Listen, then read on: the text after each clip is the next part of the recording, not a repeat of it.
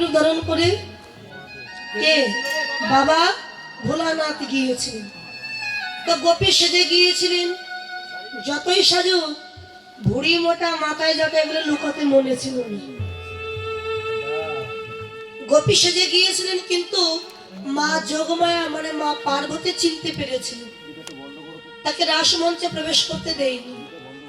তখন ভোলানাথ বড় ব্যথিত অন্তরে কেঁদে বলেছিলেন, পার্বতী, আজ তুমি আমার চরণ সেবিকা দাসী, আমার চরণ সেবা করেও তুমি জগৎপতি কৃষ্ণের চরণ সেবা করতে পেরেছ, তুমি বড়ই ভাগ্যবতী। আমার ভাগ্যে তো হলো না আমার গোবিন্দের কৃপা পাওয়া। এই যুগে যে রাসলীলা আমি দর্শন করতে পারিনি, আগত কলিযুগে অদ্বৈত রূপে সেই লীলাকে দর্শন করে আমার মনোবাসনা আমি পূর্ণ করব। সেই বাবা ভোলানাথ কলিযুগ হয়েছেন অদ্বৈত গোসাই, আর কৃষ্ণ হয়েছেন নবদ্বীপে গৌর। আজকে গৌর হরি মনে পড়ে গেছে ভক্তের মনোবাসনা পূর্ণ করতে হবে, কেননা আমি তো ভক্তের ভগবান। এ জগতে সমস্ত ভক্তের আশা আমি পূর্ণ করে থাকি। এখন অদ্বৈতের মনে বাসনা জেগেছে, কলিযুগে আবার সেই রাসলীলা দর্শন করবে। আমাকে যে কলিযুগে আবার লীলা করতে হবে। বৃন্দাবনে যে লীলা একবার হয়ে গেছে, আজকে কলিযুগে মহাপ্রভু সেই লীলা আবারও করছে। আচ্ছা, এই মায়েরা এসব ঘুমাচ্ছে কেন?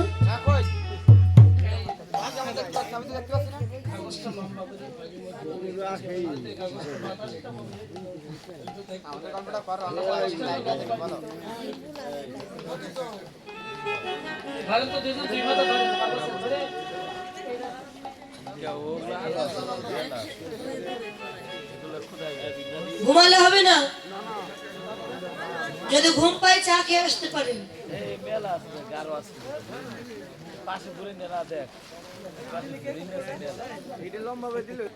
মশা নয়, মশা চাইতে বড় জিনিস আছে। ওই যে এমন করে চলে, লাফ দিয়ে দিয়ে চলে, ব্যায়াম। যখন মুখে চলে যাবে, এই যেমন দিদিমা পান খাচ্ছে, তখন ব্যায়ামকে পান মনে করে চিবিয়ে খেয়ে নেবে। শাশুড়ি বৌমা, বৌমা হচ্ছে ভক্ত, আর শাশুড়ি বৌমা তো ভক্ত না। তো যেখানে ভগবত পাঠ হয়, বৌমা শ্রবণ করতে যায়, শাশুড়ি বলছে, বৌমা তুমি তো সবসময় ভগবত পাঠ শুনতে যাও, তা আজকে তুমি আর যেও না, তুমি বাড়ি থাকো, আজকে আমি যাব।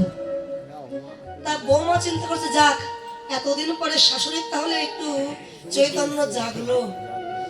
শাশুড়ি মানুষ জানেন তো, কোথাও যাওয়ার আগে ভালো করে পান গুছিয়ে নিয়েছে।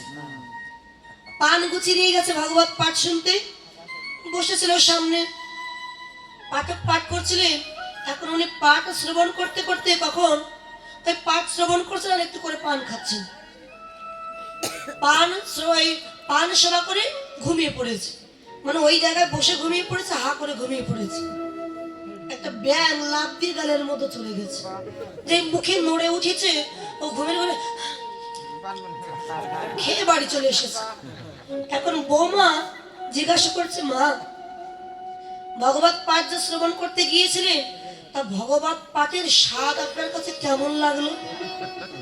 তখন শাশুড়ি বলছে, বৌমা ভগবত পাঠের স্বাদ একটু কষ কষ মতো লেগেছে, মানে ওদের ব্যায়াম চিবিয়ে খেয়েছে, তাই কষ লেগেছে। রাধে রাধে। ঘুমালে হবে না, ঘুম পেলে জোর করে উলুধ্বনি দিয়ে উঠবেন, কেননা এই বছর মনে হয় প্রথম অষ্টকালীন হচ্ছে, কেন তাই না? খণ্ডকালীন হতে এর আগে খণ্ডকালীন মানে একপালা দুপালা কীর্তন হতো, যাতে এই কীর্তনটা এমনি ভাবে প্রতি বৎসরই হয়, তার জন্য আপনাদের চেষ্টা করতে হবে। রাধে রাধে। তো দেখুন, এই যে ভগবত পাঠ শ্রবণ করতে আসলে বা কীর্তন শ্রবণ করতে আসলে ঘুম পায় বা অনেক সময় কথা বলে বা বাচ্চা কাচ্চা কাঁদে, এরও কিন্তু একটা কারণ আছে। কারণটা কি? একজনের অভিশাপ ছিল। অভিশাপটা আর কারণ নয়, আপনার বলিরাজের নাম শুনেছেন না? বলিরাজ যখন তার মনে অহংকার হয়েছিল যে আমি পৃথিবীর সর্বশ্রেষ্ঠ দানী, আমার মতো দানী আর কেউ না, যে যা চাইছে আমি তাকে তাই দান করছি। তা ভগবান দেখলেন, বলি তোর মনে যে অহংকার হয়েছে, এই অহংকার আমাকে একটু চূর্ণ করতেই হবে। ভগবান একটা বামন রূপ ধারণ করে সেখানে গিয়েছিলেন। এদিকে বলিরাজ তার গুরুদেব শুক্রাচার্যকে নিয়ে দানব্রত যজ্ঞ করছিলেন। মানে যজ্ঞের আহুতি দেওয়ার পরে উনি এত পুণ্য লাভ করবেন যে ওনাকে সহজে আর কেউ পরাজিত করতে পারবেন না। তা ভগবান বামন রূপ ধারণ করে সেখানে গিয়ে ডাক দিয়েছেন, বলি ও বলি কে? আমি একজন ব্রাহ্মণ। তা শুনলাম তুমি নাকি বড় দানবীর হয়েছ, তাই তোমার কাছে আমি দানের আশায় এসেছি। দান দাও, আমি যে দান চাইবো সেই দান দিতে হবে। তা বলিরাজও দেখলেন যে আমি যজ্ঞ করছি, বলেন এই যে বামুন মানে জাতিতে ব্রাহ্মণ, আবার বয়সে 52 মানে পেটে খাটা ছোট একটা মানুষ। আচ্ছা ব্রাহ্মণ ঠাকুর, তুমি এসেছো যখন একটু অপেক্ষা করো, আমি যজ্ঞটা শেষ করে তারপরে উঠে তুমি যা চাইবে তাই দেব। ভগবান মনে মনে ভাবলেন, তোর যজ্ঞ তো আমি সম্পূর্ণ করতে আসিনি, যজ্ঞটা নষ্ট করবার জন্যই আমি এসেছি। ভগবান বলেন, কি আমাকে অপেক্ষা করিয়ে রেখে তুমি যজ্ঞ করবে? দান দেবে তো দাও, নইলে আমি চলে যাচ্ছি। আর সবাইকে গিয়ে বলবো বলিরাজ আমাকে দান দেয়নি, তোমার কলঙ্ক হবে, অপবাদ হবে জগতে, আমি চলে যাচ্ছি। বলিরাজ দেখলে সবাইকে ভিক্ষা দিয়েছি, এই ব্রাহ্মণকে যদি আমি খালি হাতে ফিরাই দিই তাহলে আমার যজ্ঞ সম্পূর্ণ হবে না, আমাকে কেউ দানই বলবে না। যেই না যজ্ঞ ছেড়ে উঠে যাবেন, অমনি তার গুরুদেব বলিরাজকে ডেকে বললেন, বলি আমার কথা মানো, যজ্ঞটা অন্তত শেষ করে তারপরে তুমি উঠে যাও। না, অনেকে আছে তোমার যজ্ঞটা নষ্ট করবার জন্যই কিন্তু আসে, যজ্ঞ ছেড়ে উঠে যেও না। কিন্তু বলিরাজ গুরুদেবের কথা শুনলেন না, যজ্ঞ ছেড়ে উঠে এসেছে। হে ব্রাহ্মণ, বলো কি বর চাও?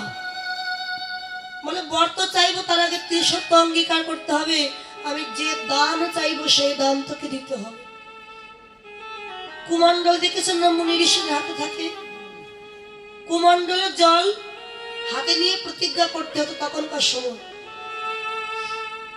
তো মুনি ঋষিগণের হাতে যে কুমণ্ডল, বলিরাজ সেই কুমণ্ডল নিয়েছেন হাতে প্রতিজ্ঞা করবার জন্য। আর গুরুদেব দেখলেন যে ওই ব্রাহ্মণ আর কেউ নয়, স্বয়ং নারায়ণ। আমার শিষ্য তো ভুল করছে, তাকে বাধা আমাকে দিতেই হবে। বলি তুমি প্রতিজ্ঞা করো না, ও কিন্তু স্বয়ং নারায়ণ তোমার সঙ্গে ছলনা করছে, তোমার সব কিছু কেড়ে নেবে। কিন্তু অহংকারে যখন মানুষের দেহে প্রবেশ করে, তখন কোনটা সঠিক কোনটা ভুল এটা তখন আর মনে থাকে না। বলিরাজ বললেন, হে গুরুদেব, সে যেই হোক, আমার কাছে যখন দানের আশায় হাত পেতেছে, তাকে তো আমাকে ভিক্ষা দিতেই হবে। এই যে বারবার অহংকার দেখাচ্ছে, আমি তাকে ভিক্ষা দেবই। প্রতিজ্ঞা করবার জন্য কুমণ্ডল নিয়েছেন হাতে। বলিরাজ তার এই অহংকার দেখে গুরুদেব চিন্তা করলেন, আমার শিষ্যকে যে করে হোক বাঁচাতেই হবে, যাতে জল না পড়ে।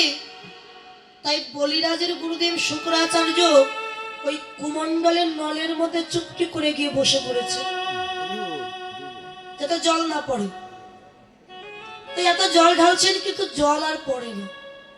বলিরাজ তো বুঝতে পারছেন না কি হয়েছে, কিন্তু অন্তর্যামী ভগবান ঠিকই বুঝতে পেরেছে।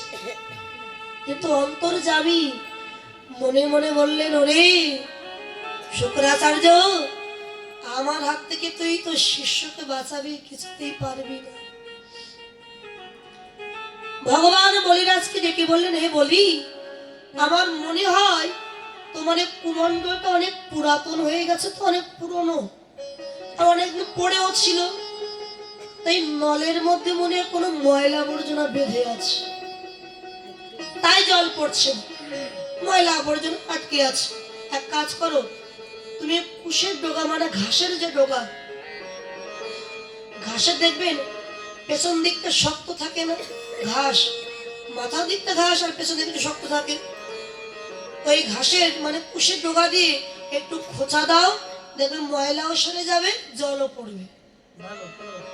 বলিরাজ না বুঝতে পেরে ওই কুশের ডগা দিয়ে যেই না খোঁচা দিয়েছেন, অমনি তার গুরুদেবের একটা নয়ন অন্ধ হয়ে গেল খোঁচা দেওয়ার সাথে সাথে। গুরুদেব কুমণ্ডলের ভিতর থেকে বাহিরে এসেছেন, আর এই নয়নের রক্ত থেকে যে এক ফোঁটা রক্ত মাটিতে পড়েছে, সেই রক্ত থেকে একটা পাখির জন্ম হলো। যে পাখিটা সকালবেলা অনেক সময় বিকালবেলাও যাতে চোখ গেল বলে একটা পাখি ডাকে, ওই যে ডাকছে সে পাখি, দেখেছেন তো? এই পাখিটা আপনার চেনেন না? চোখ গেল বলে পাখিটা ডাকে। এখন যেই না গুরুদেব নয়ন একটা অন্ধ হয়ে গেছে, তারও ক্রোধ জন্মেছে মনে। হে নারায়ণ, আজকে আমার শিষ্যের দ্বারা ছলনা করে যেমন তুমি আমার একটা নয়নকে অন্ধ করে দিয়েছো, আমিও প্রতিজ্ঞা করলাম যেখানে তোমার নাম গুণকীর্তন হবে, যেখানে ভক্তগণ তোমার নাম গাইবে, সেখানে আমি বলিরাজ স্বয়ং ভক্তের শরীরে আমি শুক্রাচার্য ভক্তের শরীরে প্রবেশ করে ভক্তকে আমি কুকথা বলাবো, কুকথা শ্রবণ করাবো, তাদেরকে ঘুম পাড়িয়ে দেব।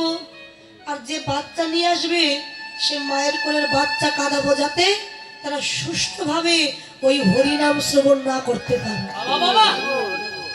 তোমার নামই যেন তারা শ্রবণ না করতে পারে, হরিনামে যাতে বিঘ্ন ঘটে যায়, তার জন্য এই কাজ আমি করবই। তার জন্য হয় না মা, অনেক সময় দেখবেন বাচ্চারা শুধু কাঁদে আর মায়েরা ঘুম পায় কিংবা গল্প করে, মানে হরি নাম শ্রবণ করতে দেয় না বলি না। এখন যেই না হাতে জল নিয়ে প্রতিজ্ঞা করলেন, হে ব্রাহ্মণ, ত্রিসত্য অঙ্গীকার করলাম, তুমি যে বর চাও আমি তোমাকে সেই বরই দেব। বলো কি চাও? সঙ্গে সঙ্গে ভগবান বলে উঠলেন, বলি বেশি কিছু নয়, আমাদের চরণের মাপে ত্রিপদ ভূমি তুই আমায় দান কর। যে ত্রিপদ ভূমি চেয়েছেন, অট্টহাসিতে মুখরিত হলেন আমার বলিরাজ। মূর্খ, আরে এইটুকু তুমি মানুষ, এইটুকু তোমার চরণ, ত্রিপদ ভূমি নিয়ে মানে একটা চরণ আর একটা চরণ, তিনটে চরণ রাখা যেটুকু জমি সেটুকু জমি। মূর্খ, এইটুকু তোমার চরণ, আরে ত্রিপদ ভূমি নিয়ে তুমি কি করবে? তার চাইতে স্বর্গ চাও, মর্ত চাও, ধন সম্পত্তি চাও, গাভী চাও, মণিমুক্তা চাও, আমি তোমায় তাই দান করে দিচ্ছি। ভগবান বলেন, ত্রিপদ ভূমি তো আগে আমায় দে। সঙ্গে সঙ্গে বিশাল রূপ ধারণ করে একটি চরণে স্বর্গ এবং মর্ত নিয়ে নিয়েছে, আরেকটি চরণে পাতাল নিয়ে নিয়েছে। নাভি দেশ থেকে আরেকটি চরণ নির্গত করলেন, যার নাম হচ্ছে অভয় চরণ। অভয় চরণটা বাহির করে বললেন, বলি ও বলি, এবার এই চরণটা রাখবার মতো জায়গা তুই আমায় দে। বলিরাজ দেখলেন, এ কে? আমি কার সাথে অহংকার করেছি? এ তো স্বয়ং নারায়ণ, যে আমার স্বর্গ মর্ত পাতাল নিয়ে নিয়েছে। এবার এই চরণটা আমি রাখবার মতো জায়গা কোথা থেকে দেব? জ্ঞান শূন্য হয়ে গিয়ে বলিরাজ গেলেন তার স্ত্রী বৃন্দাবলীর কাছে। বৃন্দাবলীর কাছে গিয়ে বললেন, বৃন্দা নারায়ণ ছলনা করে আমার কাছ থেকে সব কিছু কেড়ে নিয়েছি। এক চরণে স্বর্গ এবং মর্ত নিয়েছি, আর এক চরণে পাতাল নিয়ে নিয়েছি। নাভিদেশ থেকে যে চরণটা বাহির করলেন, ওই চরণটা রাখবার মতো জায়গা যে আমার নাই। তাহলে ওই চরণটা আমি কোথায় রাখবো?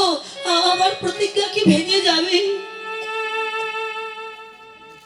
বৃন্দাবলী বললেন, স্বামী ভগবান না হয় স্বর্গ মর্ত পাতাল নিয়েছেন, কিন্তু তোমার যে দেহ জমি, এই দেহ জমিটা তো এখনো বাকি আছে। তুমি যদি পারো এই দেহ জমিখানা তুমি ভগবানের চরণে দান করে দাও। বৃন্দাবলীর কথা শুনে বলিরাজ নারায়ণের কাছে গিয়ে করজোড়ে মাথা নিচু করে কেঁদে বললেন, দয়াময় আত্মহংকারে গর্বিত হয়ে আমি তোমায় চিনতে পারিনি প্রভু। এই তোমার এই চরণটা রাখবার মতো জায়গা যে আমার না, বাকি আছে আমার এই দেহ জমি। ওগো দয়াময়,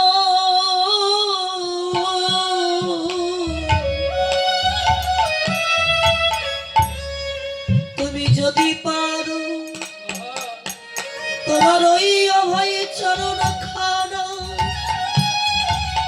একবার আমার মাথার উপরে দাও।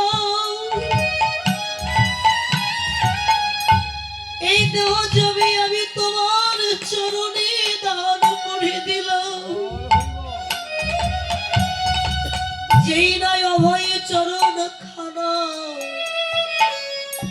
ভক্তের মস্তকের উপরে তুলে দিয়েছে,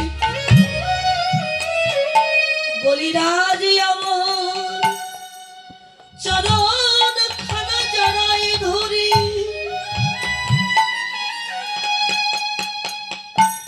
কেঁদে বলে, ওগো ভগবান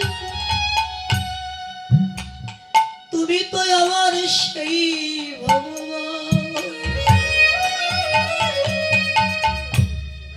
তোমার চরণ যখন আমি একবার পেয়েছি প্রভু, যেন ওই চরণ ছাড়া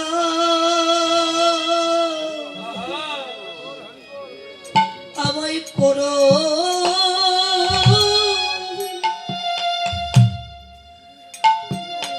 করোনা গো।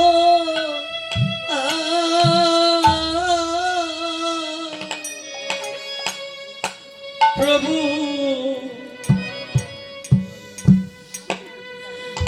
তোমার চরণ